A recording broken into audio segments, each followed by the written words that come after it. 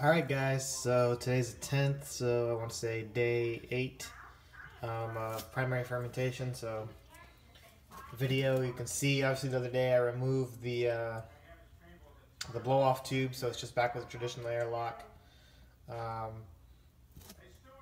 Fermentation at this point is kind of in its waning stages, to be perfectly honest. I'll take you here. So not much really going on. You should see some slight yeast activity. Also see the kind of what we're looking at for the color. So you can see that there's still like a good krausen. So krausen again, it's all this foam. But looking at the beer, so I don't know if you can tell, but like as I shine in the light, you can see these dark spots kind of right here, centered on the camera. So I think this is actually just caked on yeast to the top of the carboy.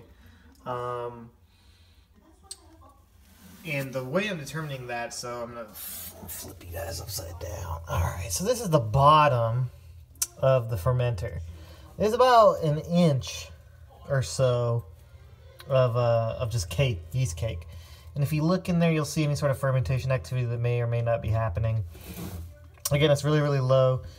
We are at the end of primary fermentation, so this is kind of what you expect to see. Primary fermentations, depending on all the controls and how nice you've made your wort for the yeast, go anywhere from 5 to 10 days, 5 to 7 really. Not too much longer. So yep, that's what you guys are seeing right now. Just kind of the waning bits of primary fermentation.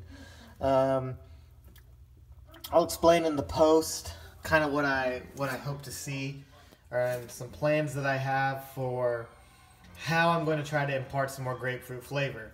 Now, again, it's really difficult to know because I haven't tasted the beer since it was unfermented wort.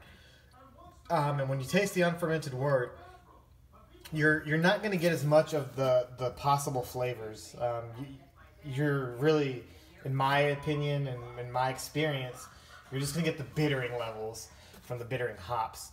And so I'll explain this again a little bit more in the post, but basically there's a reason we add hops at the rates and the stages during the boil, and there's a reason we add the different types of hops, rather than just saying, oh, well, if I'm making the grapefruit ale, I'll just throw grapefruit into the beer.